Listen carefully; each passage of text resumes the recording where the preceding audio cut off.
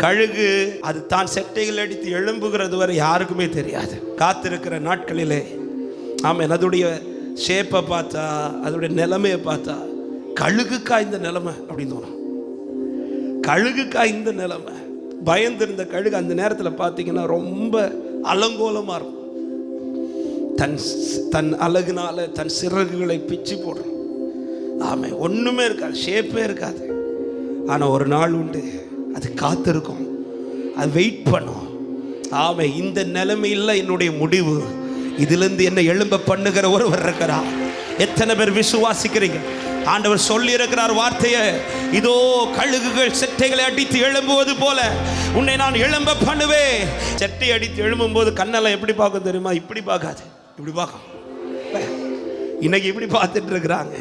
என்னை எழும்ப பண்ணும்போது என்னை இப்படி பார்த்த கண்ணெல்லாம் இப்படி பார்க்க வைப்பார்னு விசுவாசிக்கிறோம்.